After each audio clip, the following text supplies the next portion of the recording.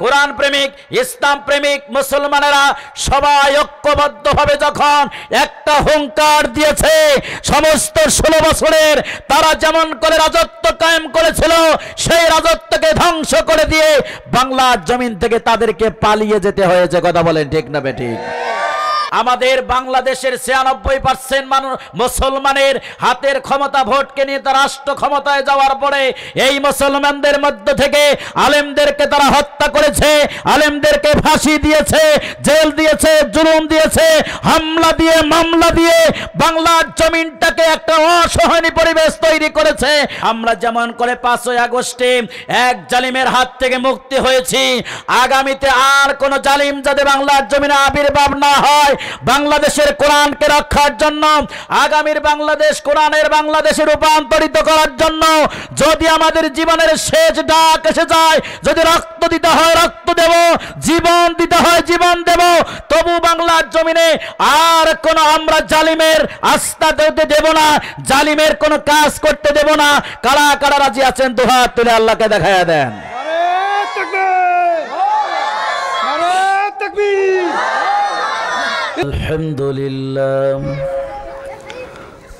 আলহামদুলিল্লাহ নাহমাদুহু ওয়া নাস্তাঈনুহু ওয়া নাস্তাগফিরুহু ওয়া নাউযু বিল্লাহি মিন শুরুরি আনফুসিনা ওয়া মিন সাইয়্যাতি আ'মালিনা। من يهده الله فلا مضل له ومن يضلله فلا هادي له ونشهد أن لا إله إلا الله وحده لا شريك له الذي أرسله بالحق بشيرا ونذيرا وداعيا إلى الله بإذنه وسراجا منيرا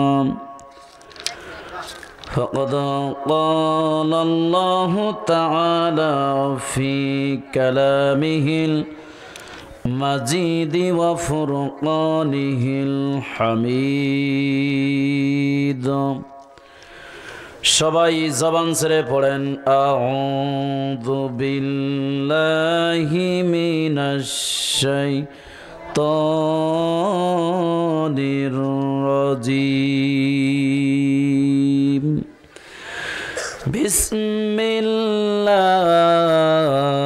বিসমিল্লাহির রহমানির রহিম।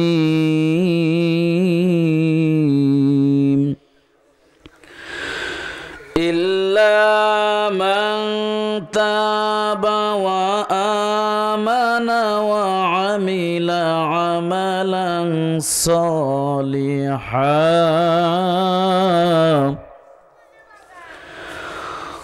صالحا فأولئك يبدل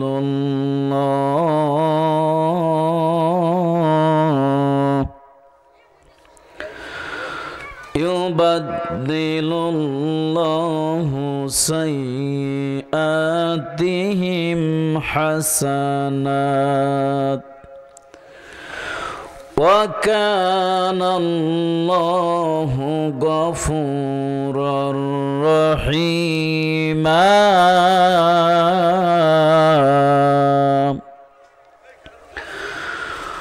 وعن الأغر بن يسار المزني قال قال رسول الله صلى الله عليه وسلم يا أيها الناس توبوا إلى الله واستغفروا فإني أتوب في اليوم 100 مرة رواه مسلم.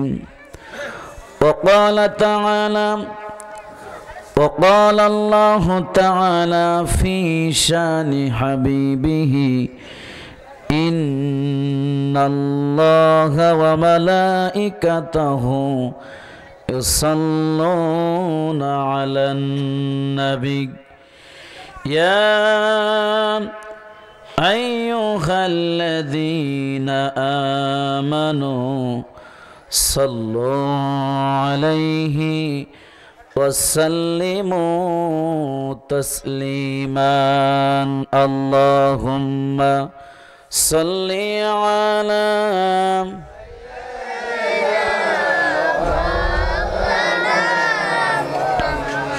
وعلى آل سيدنا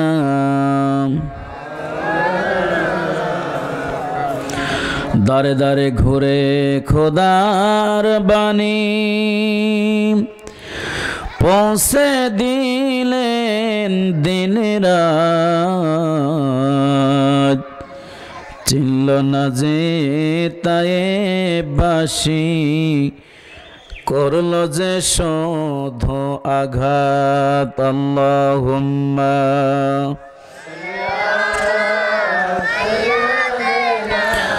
মাওলানা মুহাম্মদ ওয়া আলা আলি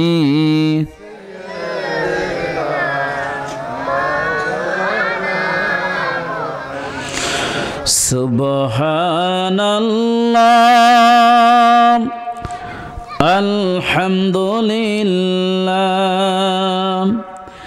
লা ইলাহা ইল্লাল্লাহ সুবহানাল্লাহ আলহামদুলিল্লাহ লা ইলাহা ইল্লাল্লাহ তুমি বাঁচাও তুমি মারো অবিরত ক্ষমা করো তুমি বাঁচাও তুমি মারো অবিরত ক্ষমা করো ধরার যে জন তাকে ধরো তোমার মুঠোয় সবই আল্লাহ সুবহানাল্লাহ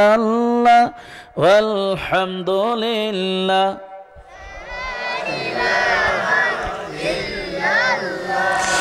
তোমার জি খেয়ে পড়ে অবাধ্য হয় কেমন করে তোমার জি খেয়ে পড়ে অবাধ্য হয় কেমন করে খুঁজে না পাই কোনো ভাষা খুঁজে না পাই কোনো ভাষা শুকর গুজার করার আল্লাহ সুবহানাল্লাহ আলহামদুলিল্লাহ লা ইলাহা ইল্লাল্লাহ সুবহানাল্লাহ walhamdulillah la ilaha illallah la ilaha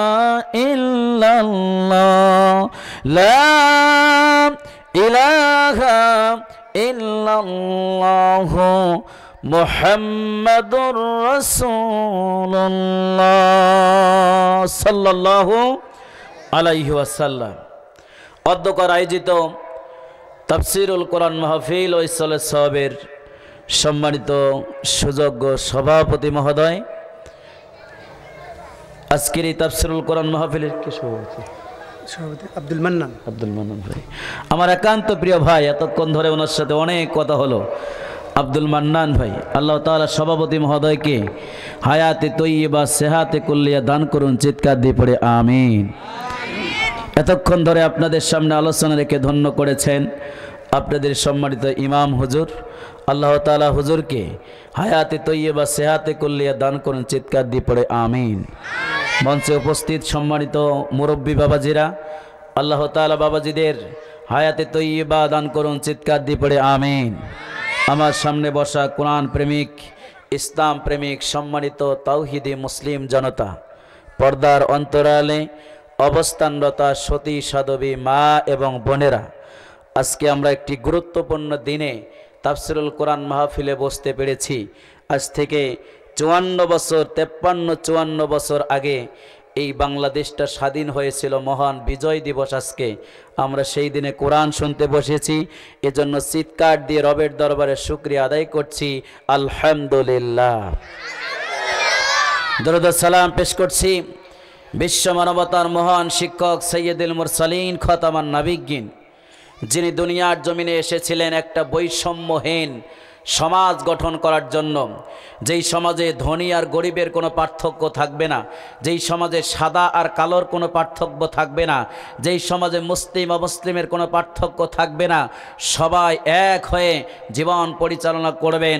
সারা জীবন যে রাসূল এই কাজটাই করেছিলেন, সেই রাসূলের নামে দরুদ পড়ছি সাল্লাল্লাহু আলাইহি ওয়াসাল্লাম।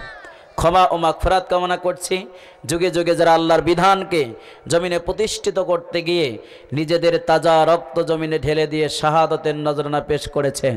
বিশেষ করে 1971 সালেই 9 মাস যুদ্ধ এবং সংগ্রাম করে আমাদের একটি সার্বভৌমত্ব লাল পতাকার দেশ যারা উপহার দিয়েছেন জীবন দিয়ে, আল্লাহ তাআলা যেন সেই শহীদ ভাইদের শাহাদাতকে কবুল করে জান্নাতের উচ্চ মাকাম দান করেন। চিৎকার দিয়ে পড়ে আমিন। সম্মানিত ভাইরা আমার, আজকে আমরা তাফসিরুল কোরআন মাহফিল শুনতে বসেছি। যেই তাফসিরুল কোরআন মাহফিলের আয়োজন করতে গিয়ে কারো কাছে কোনো অনুমতির প্রয়োজন হয় নাই, কথা বলেন ঠিক কিনা? আমরা গত 16 বছরে দেখেছি এরকম একটা বাড়ির আয়োজন করতে গেলেও বাতিলদের কাছ থেকে অনুমতি ছাড়া করা সম্ভব হয় নাই, কথা বলেন ঠিক কিনা? একটা তাফসির মাহফিল করতে গেলে মেম্বারকে বলতে হয়েছে, চেয়ারম্যানকে বলতে হয়েছে, ইওনোকে বলতে হয়েছে, জেলা প্রশাসককে বলতে হয়েছে। যদি অনুমতি দিত তাহলে করা যেত, যদি না দিত তাহলে কোরআনের কথা বলা যেত না। এরকম একটা বর্বর সমাজ ব্যবস্থায় আমরা জীবন অতিবাহিত করেছি। আমরা জাহেলিয়াতের সমাজ ব্যবস্থার কথা ইতিহাসে পড়েছি, কিন্তু বাস্তবতার আলোকে আমরা দেখি নাই, কিন্তু দু চোখ দিয়ে আমরা স্বচক্ষে দেখতে পেয়েছি জাহেলিয়াতের সমাজ ব্যবস্থা আবু জেহেলরা যেমন করে ইসলাম এবং কোরআনকে নিভিয়ে দেওয়ার জন্য ষড়যন্ত্র করেছিল, বাংলার জমিনে নব্য আবু জেহেল আর ফেরাউনের উত্তরসূরিরা ঠিক তেমনিভাবে বাংলার জমিন থেকে কোরআন এবং ইসলামকে মুছে দেওয়ার জন্য একের পর এক ষড়যন্ত্র তারা করেছে, কথা বলেন ঠিক না বেঠিক? সম্মানিত ভাইরা আমার, আজ থেকে 53 বছর পূর্বে 9টি মাস যুদ্ধ করে একটি সার্বভৌম বাংলাদেশ আমাদেরকে উপহার দিয়েছিল শহীদ ভাইরা। 30 লক্ষ শহীদের রক্তের বিনিময় আমরা এই দেশটাকে স্বাধীন করেছি। কিন্তু আপনারা বলেন তো, সেই স্বাধীনতার পর থেকে গত 5ই আগস্টের এই নতুন স্বাধীনতা পর্যন্ত এই দেশের মানুষ কি স্বাধীনভাবে চলতে পেরেছে? কথা বলেন, চলতে পেরেছে? যদিও 30 লক্ষ রক্তের বিনিময়ে দেশ স্বাধীন হয়েছে, কিন্তু স্বাধীনতার সুফল বাংলার জমিনের মুসলমান, হিন্দু, বৌদ্ধ, খ্রিস্টান কেউ ভোগ করতে পারে নাই। এটা ভোগ করেছে এক শ্রেণীর গোষ্ঠী, কথা বলেন ঠিক না বেঠিক? এবং তারা এই স্বাধীনতাটাকে নিজের মতো করে তারা এর সম্পূর্ণ কৃতিত্ব, ক্রেডিট তারা নিজের বাপের দোহাই দিয়ে সব ক্রেডিটকে তারা কাজে লাগিয়ে নিজের মতো করে দেশটাকে পরিচালনা করেছে, কথা বলেন ঠিক কিনা? কিন্তু তাদের জুলুমের পর্যায় যখন এমন এক পর্যায়ে চলে গিয়েছে যে আর এই পর্যায় থেকে তাদেরকে আর সামনে বাড়াবাড়ি করতে দেওয়া যায় না, বাংলাদেশের কৃষক, শ্রমিক, ঠেলাওয়ালা, রিক্সাওয়ালা, কোরআন প্রেমিক, ইসলাম প্রেমিক মুসলমানেরা সবাই ঐক্যবদ্ধভাবে যখন একটা হুঙ্কার দিয়েছে, সমস্ত 16 বছরের তারা যেমন করে রাজত্ব কায়েম করেছিল সেই রাজত্বকে ধ্বংস করে দিয়ে বাংলার জমিন থেকে তাদেরকে পালিয়ে যেতে হয়েছে, কথা বলেন ঠিক না বেঠিক? সম্মানিত ভাইরা আমার, আসলে পৃথিবীর শুরু থেকে নিয়েই যখনই কোন জালিম তার সর্বোচ্চ চূড়ায় জুলুমের শিকড়ে পৌঁছে গিয়েছে, আল্লাহর পক্ষ থেকে মদদ নাজিল করে তাদেরকে পৃথিবীর থেকে আল্লাহ তাআলা নিশ্চিহ্ন করে দিয়েছেন। কথা বলেন ঠিক কিনা? ইব্রাহিম আলাইহিস সালাম যখন দাওয়াত নিয়ে এসেছিল, নমরুদ তার সর্বস্ব শক্তি দিয়ে ইব্রাহিম আলাইহিস সালামের ইসলামকে দুনিয়া থেকে উৎখাত করার জন্য ষড়যন্ত্র করেছিল, কিন্তু পৃথিবীর শক্তি যখন ইব্রাহিম আলাইহিস সালামের পক্ষে চলে এসেছে, নমরুদকে জুতার পিটানি খেতে খেতে দুনিয়া থেকে বিদায় হতে হয়েছে। কথা বলেন ঠিক কিনা? মূসা আলাইহিস সালাম যখন দাওয়াত নিয়ে এসেছে, ফিরাউন তার সর্বস্ব শক্তি দিয়ে মূসা আলাইহিস সালামের ইসলামকে দুনিয়া থেকে উৎখাত করতে চেয়েছিল, কিন্তু পৃথিবীর শক্তি যখন মাজলুম জনপদ মূসা আলাইহিস সালামের পক্ষে চলে এসেছে, ফিরাউনকে সাগরের পানিতে চুবানি খেতে খেতে বিদায় হতে হয়েছে। ঠিক আল্লাহ রাসূল সাল্লাল্লাহু আলাইহি সাল্লাম যখন কোরআনের দাওয়াত নিয়ে সেই আবু জেহেলদের জামানা, সেই জামানার মধ্যে যেই জামানাকে আইয়ামে জাহেলিয়াতের জামানা বলা হয়, জাহেলিয়াতের সমাজের বেহায়াপনা দূর করার জন্য আল্লাহ রাসূল যখন কাজ করা শুরু করে দিয়েছেন, আবু জেহেল, উতবা, সায়বা একত্রিত হয়ে আল্লাহ রাসূলকে ইসলামকে দুনিয়ার থেকে বিকট করে দেওয়ার জন্য তারা আপ্রাণ চেষ্টা চালিয়েছে, কিন্তু পৃথিবীর শক্তি যখন বিশ্বনবীর পক্ষে চলে এসেছে, আবু জেহেল, উতবা, সায়বাদেরকে বালি ছাড়া যুদ্ধের ময়দানে শোয়াই দেওয়া হয়েছিল। কথা বলেন ঠিক কিনা? ঠিক তেমনি ভাবে বাংলার জমিনে আজকে ১৫০০ বছর পরে এসে যারা সেই নমরুদ, ফেরাউন, আবু জেহেল, উতবা, সায়বাদের মতো করে আমাদের বাংলাদেশের ৯৬% মানুষ মুসলমানের হাতের ক্ষমতা ভোটকে নিয়ে তারা রাষ্ট্র ক্ষমতায় যাওয়ার পরে এই মুসলমানদের মধ্য থেকে আলেমদেরকে তারা হত্যা করেছে, আলেমদেরকে ফাঁসি দিয়েছে, জেল দিয়েছে, জুলুম দিয়েছে, হামলা দিয়ে, মামলা দিয়ে বাংলার জমিনটাকে একটা অসহনীয় পরিবেশ তৈরি করেছে। আমরা চেয়েছিলাম তার পদত্যাগ, আল্লাহর পক্ষ থেকে এমন ভাবে ফয়সালা করে দেওয়া হয়েছে, বাংলার জমিন থেকে তাদেরকে চিরদিনের জন্য পদত্যাগ করতে বাধ্য করা হয়েছে। কথা বলেন ঠিক কিনা? এখন আমাদেরকে সিদ্ধান্ত গ্রহণ করতে হবে, আমরা যেমন করে ৫ই আগস্টে এক জালিমের হাত থেকে মুক্তি হয়েছি, আগামীতে আর কোন জালিম যাতে বাংলার জমিনে আবির্ভাব না হয়, বাংলাদেশের কোরআনকে রক্ষার জন্য, আগামীর বাংলাদেশ কোরআনের বাংলাদেশে রূপান্তরিত করার জন্য যদি আমাদের জীবনের শেষ ডাক এসে যায়, যদি রক্ত দিতে হয় রক্ত দেব, জীবন দিতে হয় জীবন দেব, তবু বাংলার জমিনে আর কোন আমরা জালিমের আস্থা দেব না, জালিমের কোন কাজ করতে দেব না। কারা কারা রাজি আছেন দুহাত তুলে আল্লাহকে দেখায়া দেন।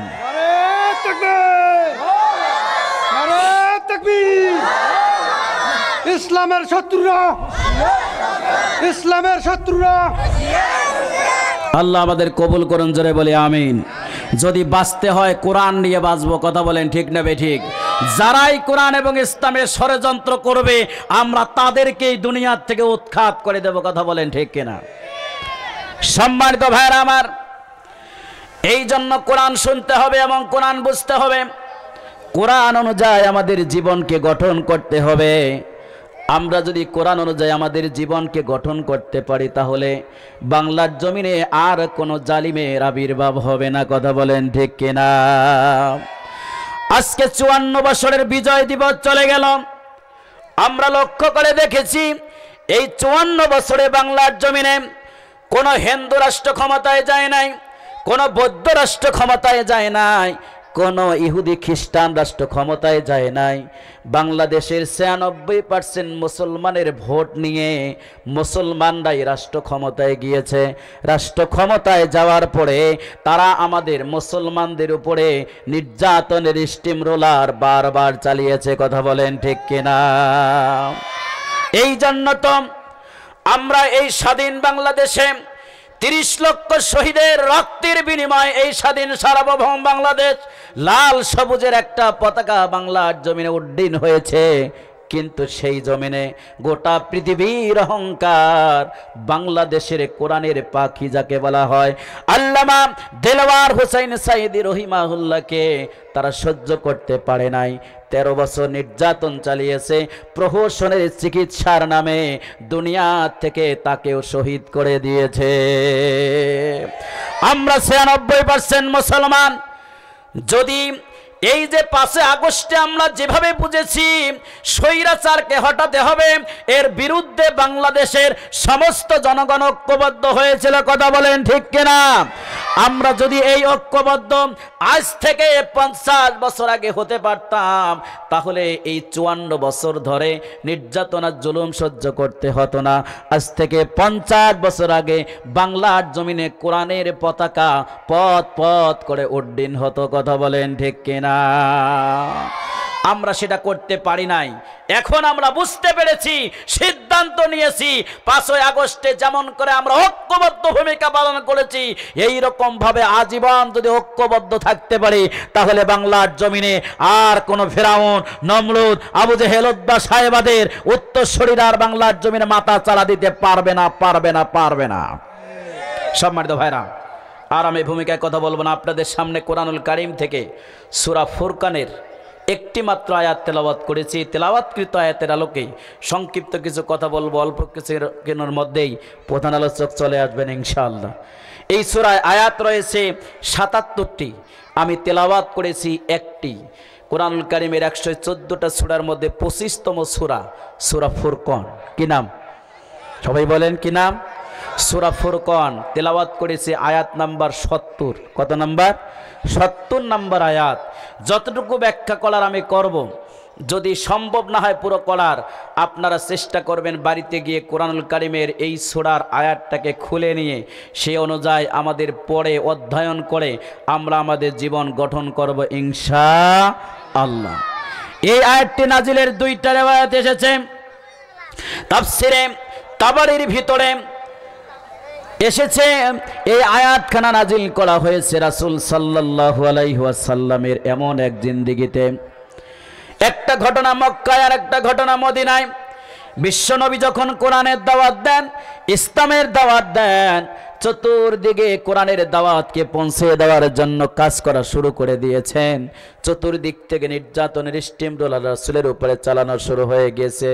আল্লাহ রাসূল এক আল্লাহর দাওয়াত দেন, আর তৎকালীন যারা মুশরিক অবস্থায় জীবন পরিচালনা করেছে, তারা এক আল্লাহকে বাদ দিয়া 360টা আল্লাহর ইবাদত করত। বলেন নাউজুবিল্লাহ। আল্লাহ রাসূল কোরআনের দাওয়াত দেয়, ইসলামের দাওয়াত দেয়। ঠিক তৎকালীন কিছু মুরব্বী মুশরিকেরা এসে বিশ্ব নবীর কাছে আরজ করল, আব্দুল্লাহর বেটা মুহাম্মদ, তুমি তো এক কালেমার দাওয়াত দাও, তোমার কালেমা গঠন কর, তোমার কালেমা গ্রহণ করতে বলো, ইসলাম গ্রহণ করতে বলো। আচ্ছা, একটা প্রশ্নের উত্তর দাও তো দেখি, আমরা যদি তোমার কালেমা গ্রহণ করি, কালেমা পড়ার পরে মুসলমান হয়ে যায়, তোমার এক রবের আইনকে আমরা মেনে নেই। আমরা সারা জীবন যে গুনার কাজ করেছি, গুনাহ করতে করতে জীবনটাকে বরবাদ করে দিয়েছি।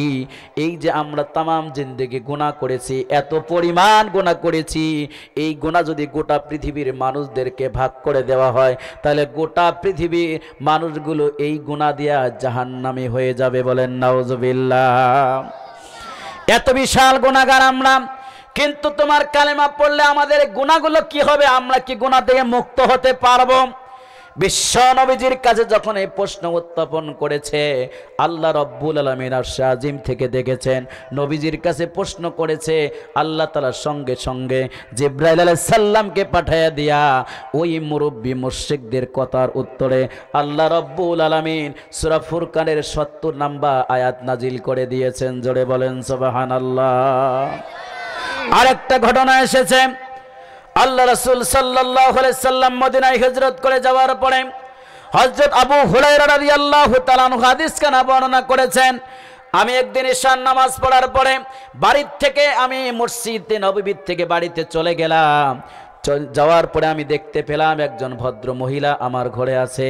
আমি তাকে সালাম বিনিময় করলাম, আমার ঘরে প্রবেশ করে আমি ইবাদত করা শুরু করে দিলাম। দীর্ঘক্ষণ ইবাদত করার পরে আমি শুনতে পেলাম আমার দরজার মধ্যে কে জানি নক করতেছে, টক টক করে আওয়াজ করছে। আমি দরজা খুলে দেখি ওই মহিলা এখনো দাঁড়িয়ে আছে। আমি জিজ্ঞেস করলাম, বোনেরে তুমি কেন এতক্ষণ দাঁড়িয়ে আছো? আমাকে তো কিছুই বলো নাই, কি ঘটনা তোমার একটু খুলে বলো তো দেখি। ডাক দিয়ে বলল, ভাই আবু হুরায়রা, আমি তোমার কাছে এসেছি একটা বিষয়ের সমাধান জানার জন্য। আমি একজন পতিতালয়ের মহিলা, সারা জীবন জেনা ব্যভিচারের সাথে আমি লিপ্ত ছিলাম, এমনকি আমার গর্ভে একটা অবৈধ সন্তান জন্মগ্রহণ করেছে।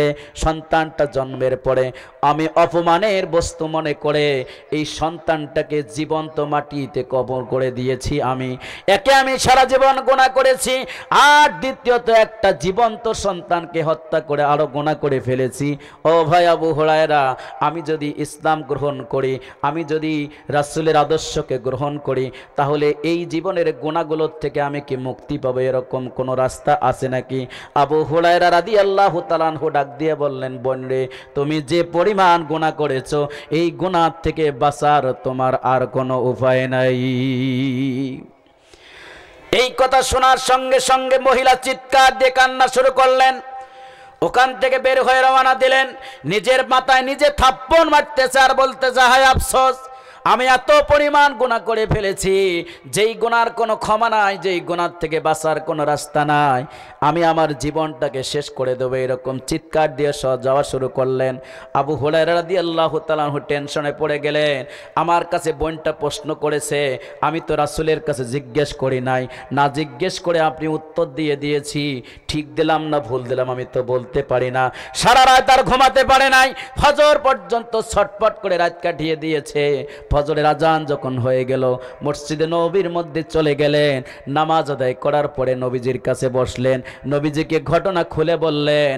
আর বিশ্ব নবীজি সঙ্গে সঙ্গে আবু হুরায়রাকে ডাক দিয়ে বলল, আবু হুরায়রা, তুমি কি জানো না আল্লাহ রাব্বুল আলামিন এই গুনাহগারদের ব্যাপারে সূরা ফুরকানের ৭০ নম্বর আয়াত নাজিল করে দিয়েছেন। নবীজি সঙ্গে সঙ্গে নিজে আবু হুরায়রাকে কোরআনুল কারীমের সূরা ফুরকানের ৭০ নম্বর আয়াত তেলাওয়াত করে শোনাইয়া দিলেন। জোরে বলেন সুবহানাল্লাহ।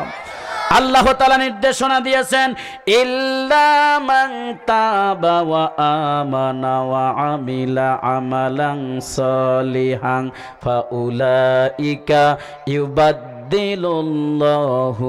সাইয়্যাতিহিম হাসানাত ওয়া কানাল্লাহু গফুরুর রহিমা। আল্লাহ রাব্বুল আলামিন বলেছেন, তবে তারা ছাড়া যারা গুনাহ করার পরে আল্লাহর দেওয়া 3টা কাজ করতে পারবে, এই 3টা কাজ করে যারা নিজেকে পরিবর্তন করাতে পারবে, আল্লাহ তাআলা তাদের ব্যাপারে ঘোষণা দিয়েছেন, সে যদি তামাম জিন্দেগি গুনার কাজ করতে করতে ভর্তি করে ফেলে, পাহাড় পরিমাণ সাগর পরিমাণ গুনাহ করে ফেলে, আর যদি আল্লাহর দেওয়ায় 3টা কাজ করতে পারে ফিরে আসার নিয়তে, তাহলে আল্লাহ রাব্বুল আলামিন তাদের তামাম জিন্দেগির গুনার খাতা মাফ করে গুনাহগুলোকে নেকিতে পরিবর্তন করাইয়া দিয়ে দিবে। কার কথা? জোরে বলেন, কার কথা? আল্লাহ তাআলা রাসূলকে আয়াত নাজিল করেছেন, আর রাসূল সাল্লাল্লাহু আলাইহি সাল্লাম আবু হুরায়রাকে তেলাওয়াত করে শোনায়া দেওয়ার সঙ্গে সঙ্গে আবু জেহেল আশ্চর্য হয়ে গেলেন। এত সুন্দর সুযোগ আল্লাহ দিয়েছেন, আর আমি তো বোনটিকে ভুল মেসেজ দিয়েছি, না জানি বোনটার কি অবস্থা হয়েছে। সেখান থেকে বের হয়ে তিনি চিৎকার দেওয়া শুরু করলেন এবং দৌড় দিলেন, কোথায় বোনটিকে খুঁজে পাওয়া যায়। ফজরের পর থেকে শুরু করে ঈশা রক্ত পর্যন্ত খুঁজতে খুঁজতে অলিতে গলিতে পাহাড়ে তোলায় সবখানে খুঁজেছেন। ঈশা রক্ত যখন হয়ে গেল, তখন বোনটার দেখা পেলেন। বোনকে ডাক দিয়ে বললেন, বোনডি, আমি তোমাকে ভুল মেসেজ দিয়েছি, আল্লাহ রাসূল আমাকে শোনাইয়া দিয়েছে আল্লাহর পক্ষ থেকে আয়াত, যদি কেউ 3টা কাজ করতে পারে, সে যত বড় গুনাহগার হোক, আল্লাহ রাব্বুল আলামিন তাকে মাফ করে দিয়া তামাম জিন্দেগির গুনাহগুলোকে নেকিতে পরিবর্তন করাইয়া দিবেন। চিৎকার দিয়ে বলেন সুবহানাল্লাহ। সঙ্গে সঙ্গে বোনটি সিজদায় পড়ে গিয়ে চিৎকার দিয়ে কাঁদতে লাগলো, হায় আল্লাহ, তুমি আমার জন্য এত সুন্দর ব্যবস্থাপনা করেছো, আমি জানতাম না। সঙ্গে সঙ্গে তিনি তার যতগুলো দাসী ছিল সবগুলোকে মনের আনন্দে মুক্ত করে দিয়ে দিলেন, কালেমা পড়ে মুসলমান হয়ে গেলেন। চিৎকার দিয়ে বলেন সুবহানাল্লাহ। সম্মানিত ভাইরা আমার, এখন আমি জিজ্ঞেস করতে চাই, আমাদের জীবনে গুনাহ আছে না নাই? আমরা কম বেশি সবাই গুনাহগার কিনা? এখন যদি আমার মৃত্যু হয়ে যায়, আমরা এই জীবনে যে আমল করেছি কেউ কি দাবি করতে পারবেন আমার আমল দিয়া এখন মৃত্যুবরণ করলে আমি জান্নাতে যেতে পারবো? এইরকম গ্যারান্টি কেউ দিতে পারবেন নাকি? নিশ্চিতভাবে এটাই আমরা স্বীকার করতে বাধ্য হব, আমরা এই জীবনে যে আমল করেছি এখন যদি মৃত্যুবরণ করি আর আল্লাহ যদি আমার উপর দয়া না করে তাহলে কোনো ক্রমেই জান্নাতে যেতে পারবো না, জাহান্নাম ছাড়া আমাদের কোনো উপায় নাই। কথা বলেন ঠিক কিনা? তাহলে সেই গুনাহ থেকে আমাদের বাঁচার দরকার আছে না নাই? আওয়াজ দিয়ে বলেন আছে না নাই? আল্লাহ তাআলা কোরআনুল কারীমে সূরা ফুরকানে 3টা শর্ত দিয়েছেন, এই 3টা শর্ত পালন করলেই আল্লাহ তাআলা তার গুনাহগুলোকে নেকিতে পরিবর্তন করায় দিবেন। চিৎকার দিয়ে বলেন সুবহানাল্লাহ। 3টা শর্ত দিয়েছেন আল্লাহ তাআলা। কয়টা শর্ত? গুনাহ মাপের জন্য কয়টা শর্ত? 1 নম্বর শর্ত আল্লাহ তাআলা দিয়েছেন ইল্লা মান তাবা, যে ব্যক্তি তওবা করবে। জোরে বলেন সুবহানাল্লাহ। কি করবে? সবাই বলেন কি করবে? তওবা করবে। তওবা আমাদের সমাজে আছে না নাই? আমরা যখন গুনাহ করে ফেলি, গুনাহ করার সাথে সাথে গুনাহ যখন করি তখন যদিও মনে হয় না যে এটা গুনার কাজ, কিন্তু গুনাহ যখন শেষ হয়ে যায় তখন হৃদয়টা বলে আহা কি করে ফেললাম, সঙ্গে সঙ্গে আমরা তো পড়ে নেই তওবা আস্তাগফিরুল্লাহ, তওবা আস্তাগফিরুল্লাহ। কথা বলেন ঠিক কিনা? যারা আমরা নামাজ আদায় করি, নামাজ পড়ার সাথে সাথে সালাম ফিরাই, যখন সালাম ফিরানোর সাথে সাথে আমরা পড়ি তওবা আস্তাগফিরুল্লাহ, তওবা আস্তাগফিরুল্লাহ। কথা বলেন ঠিক কিনা? কিন্তু এই তওবা দিয়ে আমাদের সমাজ পরিবর্তন হয়েছে কতটুক, আমাদের মানবতা পরিবর্তন হয়েছে কতটুক, এটা যদি একটু চিন্তা করেন। যে ব্যক্তি এই তওবা আস্তাগফিরুল্লাহ করার আগে বিড়ি খাইতো, এই তওবা আস্তাগফিরুল্লাহ পড়ার পরে এখন সে সিগারেট খায়। কথা কোন ঠিক নেবে ঠিক? এই তওবা আস্তাগফিরুল্লাহ পড়ার আগে যে ব্যক্তি অন্যের জমির আইল কাটতো না, এই তওবা আস্তাগফিরুল্লাহ পড়ে আসার পরে নেংটি পেঁধে অন্যের জমির আইল কেটে নিজের দখলের মধ্যে নিয়ে নেয়। আছে না নাই? কথা বলেন আছে না নাই? তার মানে আমরা যে তওবা করি এই তওবা দিয়ে আমাদের জাতির লোকেরা পরিবর্তন হতে পারে নাই। কথা বলেন ঠিক নেবে ঠিক? সম্মানিত ভাইরা আমার, অথচ আল্লাহ তাআলা বলেছেন 3টা কাজের 1 নাম্বার কাজটা হচ্ছে যারা তওবা করতে পারবে। কোনভাবে তওবা হবে সেটা আল্লাহ রাসূল বলে দিয়েছেন। যদি তওবা সেইভাবে হয়ে থাকে এই তওবার বিনিময় আল্লাহ রাব্বুল আলামিন তার তামাম জিন্দেগির গুনার খাতা মাফ করে দিয়ে দিবে। তাহলে তওবা কিভাবে হবে আসেন আমরা জেনে নেই। রাসূল সাল্লাল্লাহু আলাইহি ওয়াসাল্লাম তওবার ব্যাপারে বর্ণনা দিয়েছেন, যদি কোনো ব্যক্তি 5টা শর্ত পূরণ করার মধ্য দিয়ে তওবা করতে পারে তাহলে তার তওবা কবুল হবে। তার আগে জেনে নেই তওবা কার কবুল হবে সেটা আমাদেরকে আগে জানতে হবে, কারণ সবার তওবা আল্লাহর দরবারে কবুল হবে না। কথা বলেন ঠিক কিনা? তওবার একটা বয়স আছে। কি আছে? কথা বলেন কি আছে? বয়স আছে। আল্লাহ রাব্বুল আলামিন কোরআনুল কারীমের সূরা নিসার 17-18 নম্বর আয়াতে বলেছেন, আল্লাহ তাআলা বলেছেন নিশ্চয় তাদের তওবা কবুল করা আল্লাহর দায়িত্ব যারা অজ্ঞতাবশত মন্দ কাজ করে এরপর অনতি বিলম্বে যত তাড়াতাড়ি সম্ভব তওবা করে তারপর আল্লাহ এদের তওবা কবুল করবেন। আর আল্লাহ মহাজ্ঞানী প্রজ্ঞাময়। আর তওবা নেই তাদের যারা অন্যায় কাজ করতে থাকে অতঃপর যখন কারো সামনে মৃত্যু উপস্থিত হয়ে যায়, মৃত্যুবরণ করার আগ মুহূর্তে সে ব্যক্তি বলে আমি তওবা করলাম, আল্লাহ আমার তওবা কবুল করে নাও। আল্লাহ রাব্বুল আলামিন বলেছেন এমন ব্যক্তিদের তওবা গ্রহণ করা হবে না। কথাকার জোরে বলেন। তার মানে তওবার বয়স আছে না নাই? বয়সটা হলো এরকম। আমাদের সমাজের মানুষ তওবা কিরকম করে দেখেন। যে ব্যক্তি সুদ খায়, বিশাল এক চাকরি করে, যেই চাকরির মধ্যে সুদ ছাড়া কোনো কিছু নাই, এখন সে তওবা করে আল্লাহ যেদিন থেকে মোর চাকরি চলে যাবে হারাম আর মই সেদিন থেকে সুদ খাবার না। কি কথা কন ঠিক না? আচ্ছা চাকরি যেদিন থাকবে না ওই ব্যক্তিকে কি আরো কেউ সেদিন থেকে ঘুষ দিবে? কারণ চাকরি নাই, ক্ষমতাই নাই, তাকে আর ঘুষ দিবে কে? অথচ বলে চাকরি যেদিন শেষ সেই দিন তওবা করব। যেরকম আমরা সুদ খাই, সুদের পরে অনেক টাকা লাগিয়েছি, এখন আল্লাহর কাছে বলে আল্লাহ এই টাকাগুলো যেদিন আমার উঠবে আশা শেষ হবে আমার হাতে, আমি সেই দিন থেকে তওবা করলাম, সেই দিন থেকে আর সুদ খাবো না। এখন টাকা যখন সব তোমাকে দিয়ে দিবে তখন আর তোমারটাই সুদ নেয় কাই বা দেয় কাই, কথা কন ঠিক নেবে ঠিক। এই জন্য তওবা করতে হবে। আপনি যে অবস্থায় আছেন, গুনাহ বুঝতে পারতেছেন, সুদ খাওয়া গুনাহ, এরপরে জিনা ব্যভিচার গুনার কাজ, এরপরে ঘুষ খাওয়া গুনার কাজ, এগুলো যখন আপনি বুঝবেন তাৎক্ষণিকভাবে আল্লাহ বলেছেন অনতি বিলম্বে, কোনো বিলম্ব নয়, তাৎক্ষণিকভাবে সিদ্ধান্ত নিয়ে তওবা করবে যারা, আল্লাহ তাআলা তাদের তওবা কবুল করবেন। জোরে বলেন সুবহানাল্লাহ। এই জন্য ক্ষমতা যতক্ষণ আছে তখনই তওবা করতে হবে। ক্ষমতা শেষ হলে আপনাকে কেউ 5 পয়সা মূল্যায়ন করবে না, কথা বলেন ঠিক কিনা। আমরা দেখেছি গত 16 বছরে যারা রাষ্ট্রীয় ক্ষমতার খুব বাহাদুরি দেখিয়েছে, একজন বিচারপতি মানিক ক্ষমতা যেদিন শেষ হয়েছে 5 আগস্টের পরে আর বাড়িতে থাকতে পারে নাই, পাহাড়ের মধ্যে কলার পাতার উপরে শুয়ে থাকতে হয়েছে, কথা বলে ঠিক কিনা। তার মানে ক্ষমতা থাকাতে খুব জুলুম করেছে মানুষের উপরে। এজন্য ক্ষমতা যেদিন শেষ হয়ে গেছে মানুষ আর তাদেরকে 5 পয়সা মূল্যায়ন করে নাই, কথা বলেন ঠিক কিনা। সম্মানিত ভাইরা, তাহলে তওবা কবুল করাতে গেলে আল্লাহ রাসূল বলেছেন 5টা শর্ত পূরণ করতে হবে। খুব তাড়াতাড়ি বলতে হবে আমাকে। 1 নম্বর শর্ত হচ্ছে আল্লাহ রাসূল সাল্লাল্লাহু আলাইহি ওয়াসাল্লাম বলেছেন তওবার 5টা শর্তের 1 নম্বর শর্ত, তওবা হবে শুধুমাত্র কেবলমাত্র একজনের জন্য। চিল্লায়ে বলেন তিনি কে? তওবা হবে শুধুমাত্র আল্লাহর জন্য। কারণ আমরা গুনাহ করেছি কার হুকুম অমান্য করে? সবাই কথা কন, কার হুকুম? আমরা তওবা, এই জন্য তওবার প্রথম শর্ত হচ্ছে আল্লাহর জন্য তওবা হতে হবে।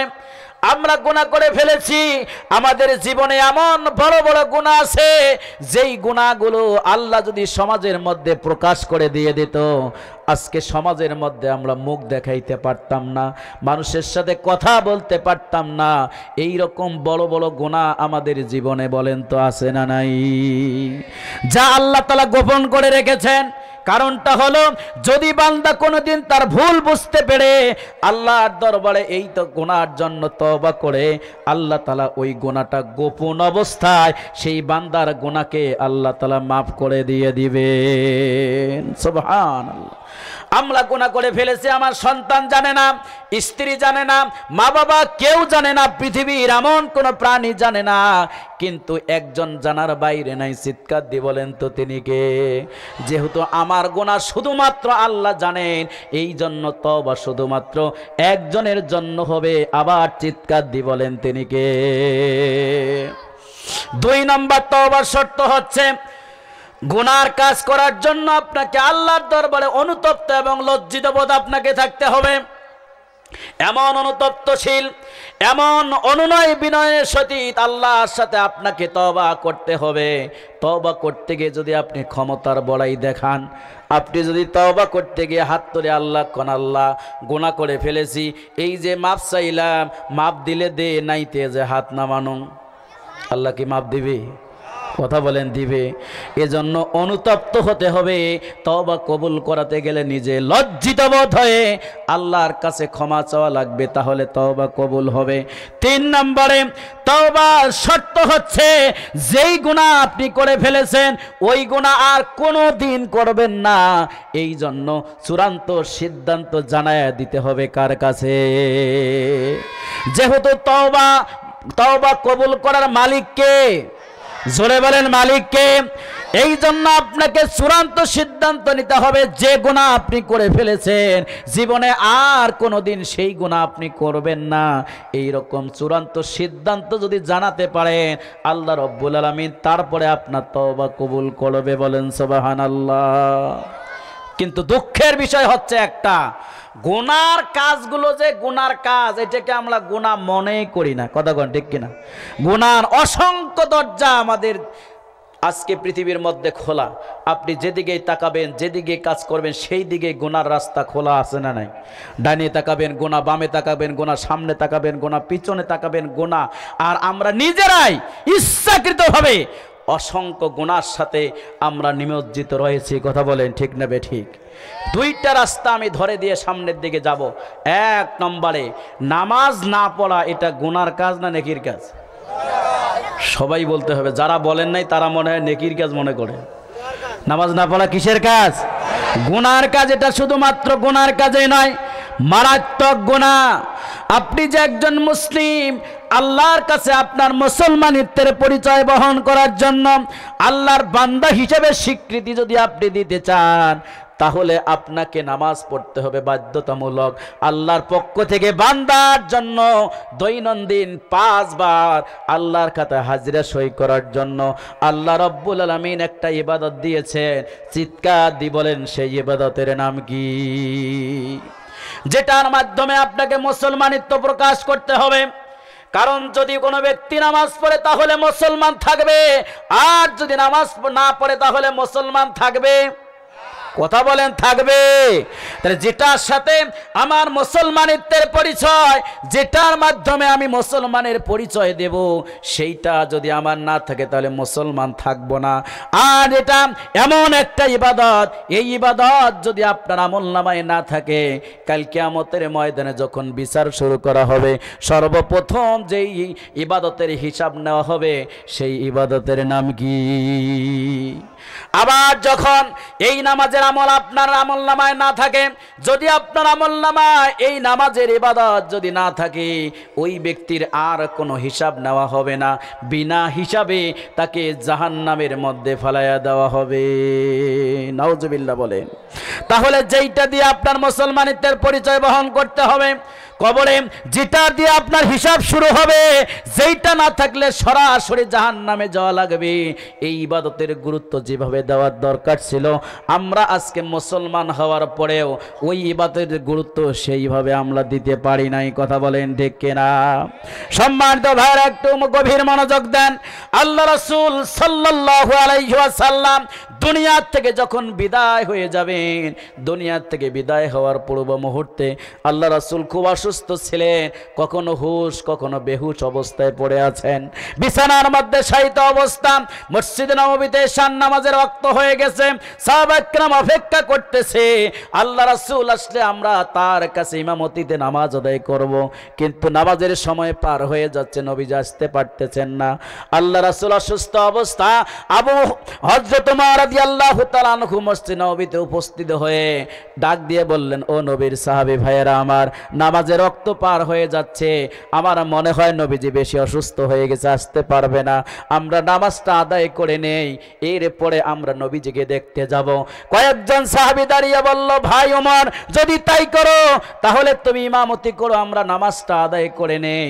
ওমর রাদিয়াল্লাহু তাআলা আনহু ঘোষণা দিলেন, যেই জায়গায় দাঁড়িয়ে আল্লাহ রাসূল ইমামতি করেছেন, ওই জায়গায় দাঁড়িয়ে ইমামতি করার আমি উমরের যোগ্যতা নাই।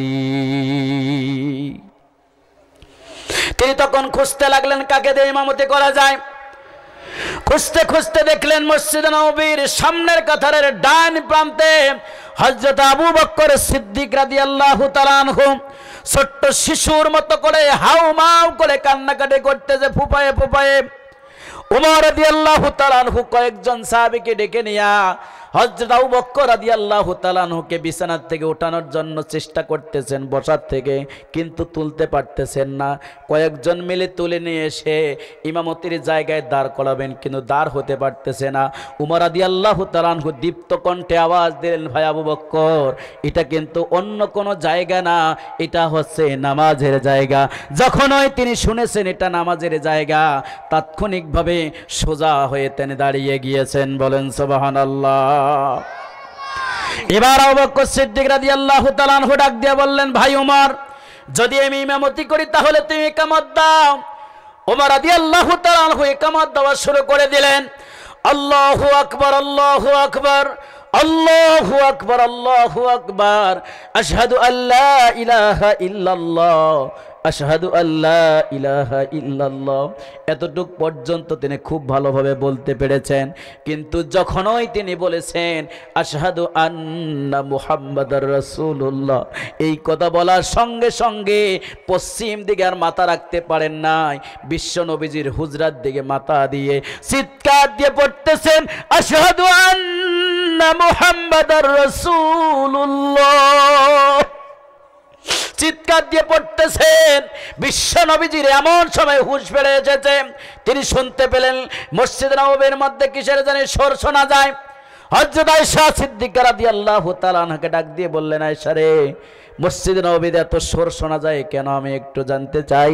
আয়েশা সিদ্দিকা রাদিয়াল্লাহু তাআলা আনহা বর্ণনা করেন, আমি তখন নবীজিকে বললাম, আপনার অপেক্ষা করতে করতে আপনার সাহাবীরা আমার বাবার ইমামতিতে নামাজ পড়া শুরু করে দিয়েছে।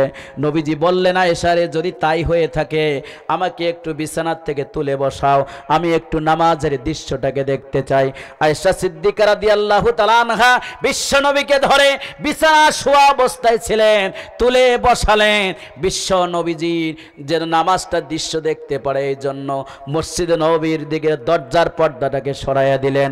আয়েশা সিদ্দিকা রাদিয়াল্লাহু তাআলা আনহা বর্ণনা করেন, আমি তাকে দেখলাম একটা পলিথিনের ভিতরে পানি রেখে ফুটো করে দিলে যেমন চো চো করে পানি ফিনকি দিয়ে দূরে চলে যায়, আমি লক্ষ্য করে দেখেছি নবীজি যখন ওই নামাজের দৃশ্য দেখেছে, দেখার সঙ্গে সঙ্গে নবীজির চোখ থেকে ফিনকি দিয়ে পানি বের হয়ে দর দর করে জমিনের মধ্যে পড়া শুরু হয়ে গিয়েছে।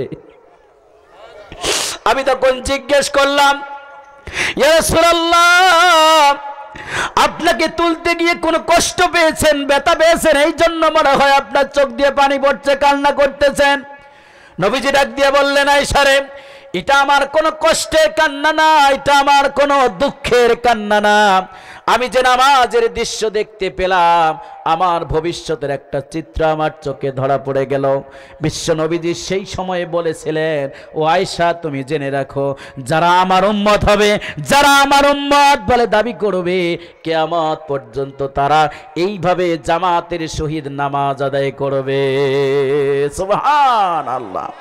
আল্লাহ রাসূল দুনিয়ার থেকে বিদায় হওয়ার পূর্ব মুহূর্তে তিনি সন্তানের কথা বলেন নাই, তিনি স্ত্রীর কথা বলেন নাই, আত্মীয় স্বজন কারো কথা বলেন নাই, শুধুমাত্র একটা কথা বলেছেন, আসসালাত আসসালাত আসসালাত ওয়া মা মালাকাত আইমানুকুম, আমার উম্মতেরা নামাজ নামাজ নামাজ, তোমরা নামাজ ছেড়ে দিও না। যে নবীজি সবচাইতে বেশি গুরুত্ব দিয়ে নামাজের ব্যাপারে কথা বলেছেন, আজকে আমরা কপাল পরা মুসলমান মুসলমান বলে দাবি করি, কিন্তু বিশ্ব নবীর সেই কথাটাকে ওভারটেক করে আমরা যে নামাজ না পড়লে যে গুনাহ হয় এটা মনে করি না, আমরা সেই নামাজ না পড়েই জীবন পরিচালনা করছি। কথা বলেন ঠিক না ঠিক? এই জন্য 3 নম্বরের তওবার শর্ত দেওয়া হয়েছে, আপনি যে গুনাহ করেছেন জীবনে আর কোনোদিন সেই গুনাহ করবেন না, এই চূড়ান্ত সিদ্ধান্ত জানাইয়া দিতে হবে কাকে? জোরে বলেন কাকে?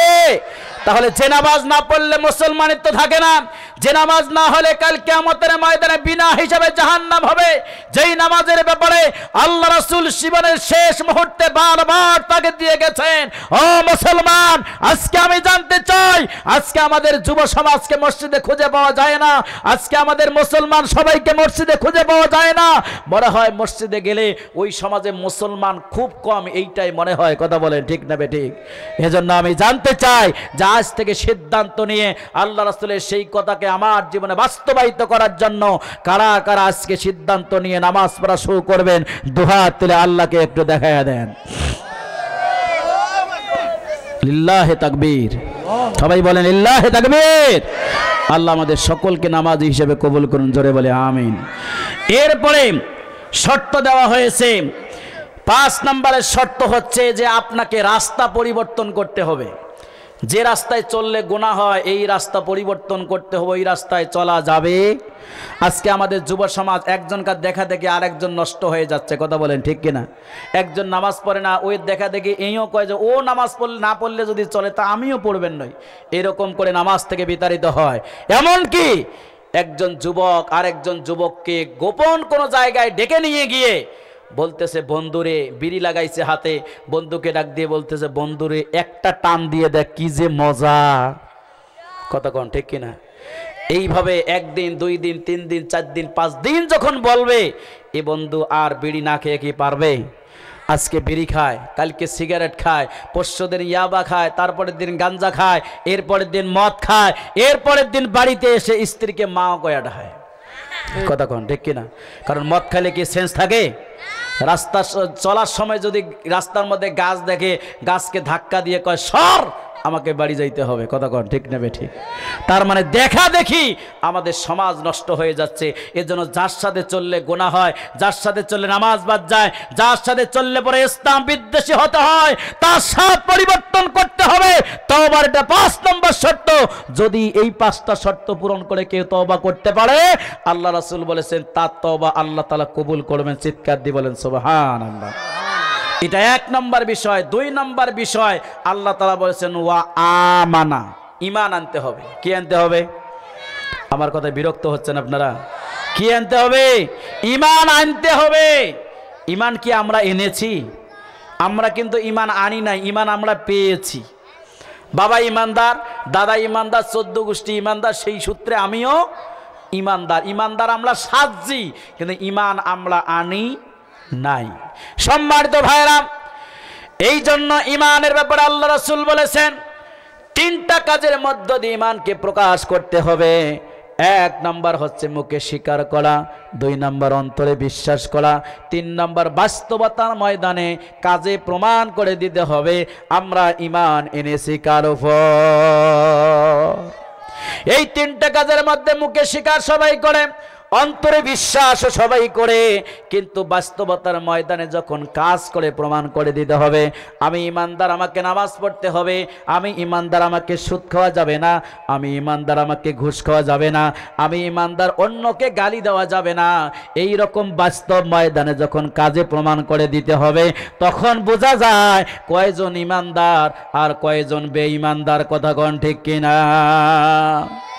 হযরত আবু সাঈদ খুদরি রাদিয়াল্লাহু তাআলা হতে বর্ণিত, আল্লাহ রাসূল বলেছেন যে ব্যক্তি ঈমানদার বলে দাবি করবে, তার সামনে যদি অন্যায় সংগঠিত হয় তাহলে সেই অন্যায়কে 3টা ভাষায় সে প্রতিবাদ জানাবে।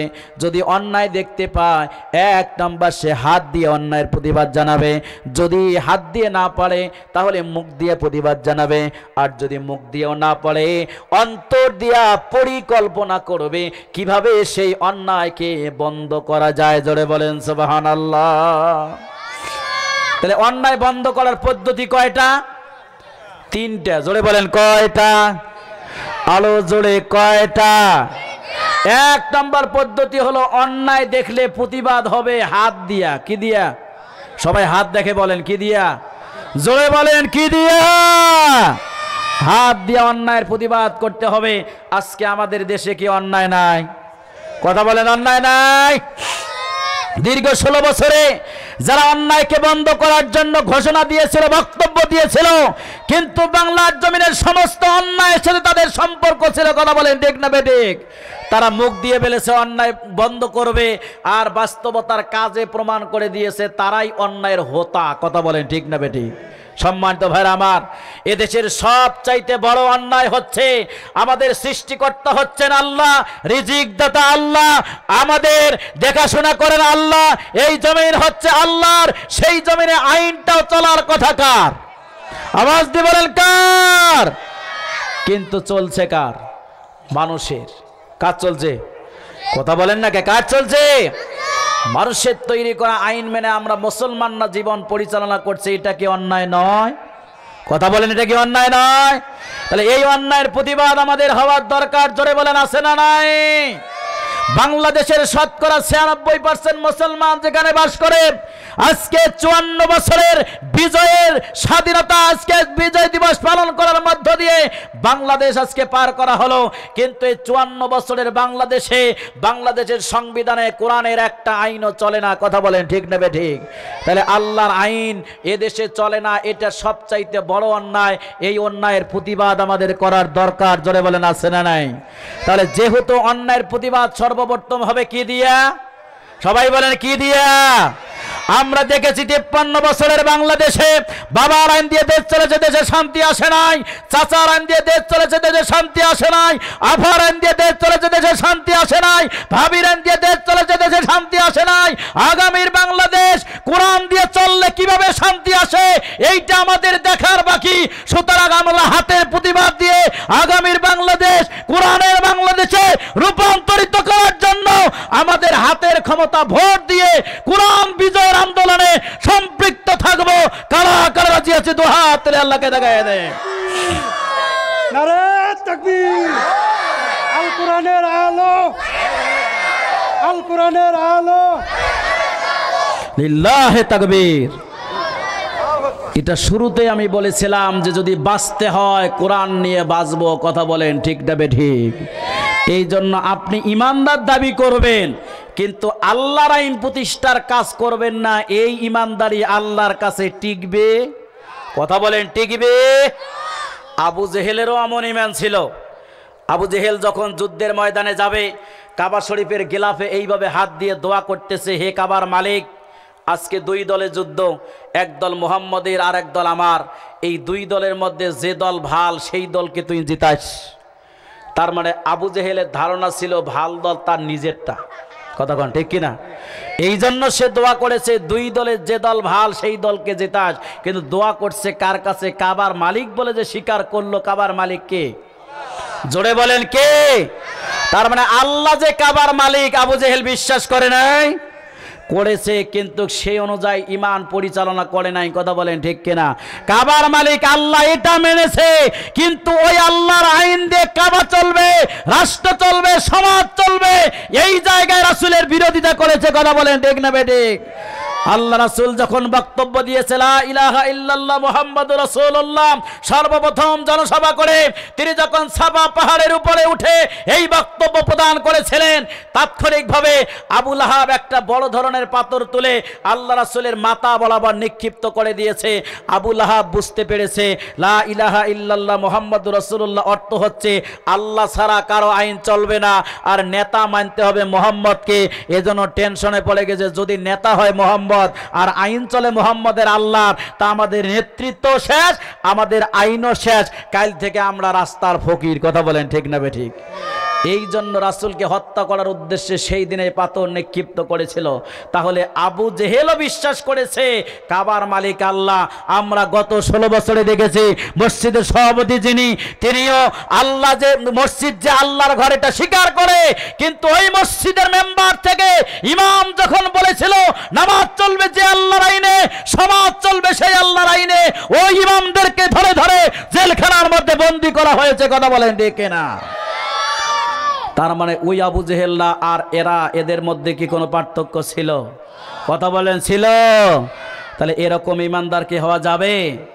ইমান আনতে গেলে সর্বপ্রথম আপনাকে এটাই সিদ্ধান্ত নিতে হবে, জমিন যার, আইন চলবে কার? এই আল্লাহর আইন প্রতিষ্ঠার জন্য আপনাকে কাজ করতে হবে। যদি করেন তাহলে ইমান ঠিক থাকবে। আর যদি নামাজ পড়েন আল্লাহর আইনে, কিন্তু বের হওয়ার পরে আপনি স্লোগান দেন অমুক নেতার চরিত্র ফুলের মতো পবিত্র, যে নেতা নামাজ পড়ে না, 1 ওয়াক্ত গাঞ্জা খায় 5 ওয়াক্ত, ওই নেতার চরিত্রে নাকি ভালো, এই স্লোগান যদি মুসলমান হয়ে দেন তাহলে আপনার ইমান সঙ্গে সঙ্গে আবু জেহেলের ইমানের সাথে মিশে যাবে, কথা বলেন ঠিক কিনা? এরকম ইমানদার হওয়া যাবে? কথা বলেন যাবে? সম্মানিত ভাইরা আমার, এজন্য চিন্তা করতে হবে কোন ইমান আনার কথা আল্লাহ তাআলা বলেছে। এই জন্য আল্লাহ তাআলা ইমানের সংজ্ঞা দিয়েছেন। আল্লাহ রাব্বুল আলামিন প্রথমে বলেছেন ইয়া আইয়ুহাল্লাযীনা আমানু দুখুলু ফিস-সিলমি কাফা। আল্লাহু আকবার। আল্লাহ তাআলা জানিয়ে দিয়েছেন ইমানের শর্ত, 1 নম্বর শর্ত হচ্ছে ইয়া আইয়ুহাল্লাযীনা আমানু উদখুলু ফিস-সিলমি কাফা, হে ঈমানদার লোকেরা, তোমরা সর্বপ্রথম যে কাজটা করবে ইসলামের মধ্যে পরিপূর্ণভাবে প্রবেশ করবে। জোরে বলেন সুবহানাল্লাহ। ঈমানদার আপনি এমন হবেন, নামাজ যখন পড়বেন তখন আল্লাহর কাছে জান্নাত চাবেন, আর নামাজ থেকে বের হয়ে আসার পরে সমাজের নেতা অন্যকে মানবেন। এই রকম ইমানদারি দিয়ে ইমান বাঁচানো যাবে না। ইমান যদি বাঁচাতে হয়, নামাজে যেমন আল্লাহকে মানেন সমাজেও ওই আল্লাহকে মানার দরকার আছে না নাই? এই জন্য আপনি নামাজে মানবেন, সমাজে মানবেন না, তারপরে রোজায় মানবেন তো জাকাতে মানবেন না, জাকাতে মানবেন তো হজে মানবেন না, হজে মানবেন তো আল্লাহর বিধিবিধান সবগুলো আপনাকে ভালো লাগবে না। এই ইমানদারি দিয়ে আল্লাহর কাছে জান্নাত পাওয়া যাবে না। এই জন্য প্রথম শর্ত হচ্ছে ঈমান যদি আনতে হয় ইসলামে পরিপূর্ণভাবে প্রবেশ করতে হবে। এই ঘোষণাকার আমরা কি পেরেছি পরিপূর্ণ ঈমান আনতে? কথা বলেন, এই শর্তে পেরেছি? আমরা তো পরিপূর্ণ ইসলাম এই জন্য মানতে পারি নাই, কারণ সবটাই আমাদের কাছে ভালো লাগে না। আমরা এটা গত 16 বছরে দেখেছি। কথা বলেন ঠিক না বেঠিক? সম্মানিত ভাইরা আমার, এরপরে সূরা নিসার 36 নম্বর আয়াতে আল্লাহ তাআলা বলেছেন, হে ঈমানদার লোকেরা, ঈমান আনো। ঈমানদারদেরকে আল্লাহ আবার ঈমান আনতে বলেছেন। সুবহানাল্লাহ কোন? তার মানে যে ঈমান আমার আছে, এই ঈমান দিয়ে আল্লাহর জান্নাতে যাওয়া যাবে। কথা বলেন, যাবে? কারণ আমি তো ঈমান এনেছি। ওই যে ঈমান বললাম নামাজে মানি তো সমাজে মানি না, নামাজ পড়ি আল্লাহর আইনে আর সমাজ চলবে মানুষের আইনে, আমরা এই ঈমানে বিশ্বাসী। কথা বলেন ঠিক কিনা? এই জন্য পরিপূর্ণ করতে গেলে আপনাকে এখনই সিদ্ধান্ত নিতে হবে, নামাজ চলবে যে আল্লাহর আইনে, সমাজও চলবে। কথা বলেন, সমাজে চলবে ওই আল্লাহর আইনে। এটা যদি আমরা বাংলাদেশের 96% মুসলমান 5ই আগস্টে যেমন করে বুঝেছিলাম, আজ থেকে 50 বছর আগে যদি আমরা এটা বুঝতে পারতাম, 50 বছর আগে বাংলার জমিনে কালেমার পতাকা উড্ডীন হতো। কথা বলেন ঠিক না বেঠিক? আমরা অনেক দেরিতে বুঝে ফেলেছি। কথা বলেন ঠিক কিনা? এই জন্য ঈমান পরিপূর্ণ আনতে গেলে তাহলে আইন মানতে হবে কার? জোরে বলেন, কার? আল্লাহ আমাদেরকে তৈরি করেছেন, রাসূলকে তৈরি করেছেন আল্লাহর আইন প্রতিষ্ঠাতা হিসাবে। আল্লাহ বলেছেন, হুয়াল্লাযী আরসালা রাসূলাহু বিল হুদা ওয়া দীনিল হাক্কি লিইয়ুযহিরাহু আলাদ-দীনি কুল্লিহি ওয়ালাউ কারিহাল মুশরিকুন। আল্লাহ তাআলা বলেছেন, তিনি সেই সত্তা যিনি তার রাসূলকে দুনিয়ার জমিনে তৈরি করেছেন সত্য দিনী হক সহকারে। কাজ হলো একটাই, লিইয়ুযহিরাহু আলাদ-দীনি কুল্লিহি। মানুষের তৈরি করা যত নিয়ম আছে, পদ্ধতি আছে, দল আছে, সব কিছুকে উৎখাত করে দিয়া একজনের নিয়ম বিজয় করতে হবে। চিৎকার দিয়ে বলেন, তিনি কে? তাহলে আল্লাহর দেওয়া নিয়ম বিজয় করা এটা রাসূলের প্রধান কাজ ছিল। ওই রাসূলের উম্মত আমরা, আমাদেরও সেইটাকে প্রধান কাজ বানানোর দরকার। জোরে বলেন, আছে না নাই? এই জন্য রাসূল যে কাজ করেছেন ওই কাজ বাংলার জমিনে যারা করে তাদের সাথে আমাদেরকে থাকতে হবে। কথা বলেন ঠিক না বেঠিক? কারণ মৃত্যুবরণ করলে প্রত্যেকটা মুসলমান ঘরের সন্তানকে একটা দোয়া পড়ে কবরে রাখা হয়, বিসমিল্লাহি ওয়ালা মিল্লাতি রাসূলিল্লাহ। এই দোয়ার অর্থ হচ্ছে আল্লাহর নামে রাসূলের দলে তুলে দিলাম। আল্লাহর নামে রাসূলের দলে কাক তুলে দিলেন? যে ব্যক্তি সারা জীবন রাসূলের দলের বিরোধিতা করেছে, রাসূলের দলের কথা শোনার সাথে সাথে তার কলিজায় আগুন লেগে গেছে, রাসূলের দলের কথা শুনলে পরে ওই আলেমকে ধরে গ্রেফতার করেছে, জুলুম করেছে, নির্যাতন করেছে, তাকে কবরের মধ্যে এই দোয়া একজন দুইজন না 1000 হুজুর ডাকে আও, যদি এই দোয়া পড়ে কবরে রাখা হয়, আল্লাহ রাসূল কখনো দলে তুলে নিবে?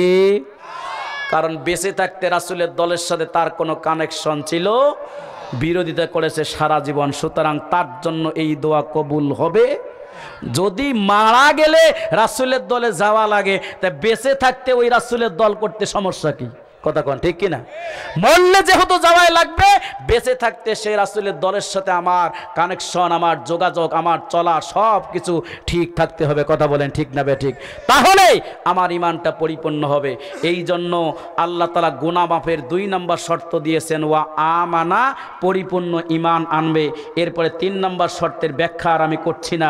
আল্লাহ তাআলা বলেছেন, ওয়া আমিলা আমালাং সলিহা, সারা জীবন আমলে সলে করতে হবে, ভালো কাজ করতে হবে। আল্লাহ যেটা হালাল বলেছেন সেটা হালাল, আল্লাহ যেটা হারাম বলেছেন সেটা কি? কথা বলেন, সেটা কি?